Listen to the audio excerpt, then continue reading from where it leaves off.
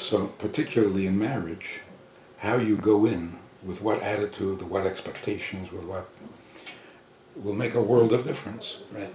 You're going in there to be happy, or you're going in there to make someone happier or easier life or whatever. If you're there to serve, it's not so shocking. If you're there for you, it's automatically going to trigger the you in the other person. Yeah. And also, Threaten them. some people feel threatened by that choice itself, you know. I'm either going to enjoy it or make someone else enjoy it. Like, they don't want to pick that option. But when you make someone else enjoy and you serve the other person, you'll get served. Sometimes you just have to invest first. It's a survival technique. There you go. Very good. So, what's your final message to people? My final message. Well, one final message. Not as damage control, just No. as a way to live. I think first of all, people should take relationships very seriously. When there's a problem, you see it, learn to understand it, and deal with it. Now, not everything is problematic. There are people that say, well, don't make an issue out of a tissue, which is true. If things are fine, it's great. Anyone that's in a good and healthy relationship, especially the ones that they're closest to, either it's family, children, and even in business, those are the happy people. Those are people that could deal well in all areas of life. And if your relationships are challenging, don't get yourself distracted. Don't avoid it. Don't throw in the towel just because something you tried didn't work. Learn to figure it out. Sometimes you have to go to someone. Sometimes you can just figure it out on your own, trial and error. Just today I got an email with somebody who watched a class of mine and wrote to me, a lot of the things I figured out trial and error. That's great. But don't avoid it. Avoiding it and hoping that it will just go away on its own, it doesn't. And avoiding it and hoping that you'll be able to get on with life and all other things will be okay, it doesn't happen that way. When your relationships are challenging, it will destroy every part of your life and destroy you as well. It should never happen. And sometimes people just let things escalate until it's out of control and they deal with the crisis instead of dealing with something that could have been avoidable. So taking relationships seriously and learning to deal with them responsibly and learning the right moves that really could help out, that could help people like in every area of life. And what should motivate that? Why should I take the problem seriously when I can tune out? It's not my problem.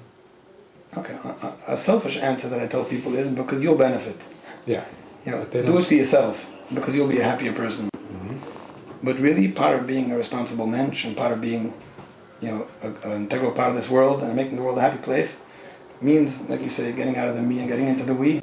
See where you fit into the big puzzle, the big scheme of things where you got a part in this. And to avoid your part, thinking that you'll only think about yourself, you're avoiding your responsibility, you're avoiding what you're here for, you're avoiding, what you should be doing and taking seriously. And there are too many people that need you. And for the people closest to you, tzai begin chu, begin ishtechu, whatever it is that will motivate you, the people closest to you or yourself should be the motivation that make people take things seriously.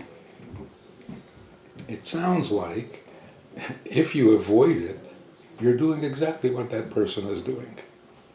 They can't compromise on their me, and you can't compromise on yours. So what makes you better? Very often that's what it is. And people tell me, in a relationship, which I talk about in the book, obviously, where there's two UVs. Right? You didn't mention that, but I'll bring it up only based on what you're saying now. Very often you have that. Two people that are emotional, two people that are inflexible, two people that are sensitive. And it's difficult for either one of them, even with the clarity and understanding, to get by their own sensitivity and accommodate someone else.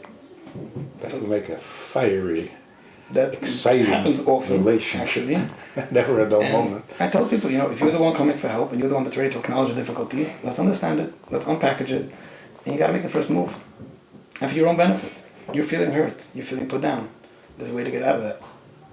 And it's doable. It's not always easy, but it's always doable. And it's not just survival. It's not about It's the right thing. The right thing, yeah. How can you be critical of the other person for being inflexible by being inflexible? Yeah. Okay. That was great.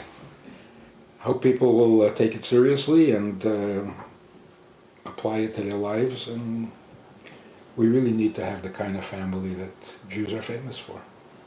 Yeah. Everything else is negotiable. But family. I tell people, other relationships you can pick and choose. Once you're married, once you have children, you got to deal with it the right way. You can't avoid it. Shkoyach. Okay, thank you so much.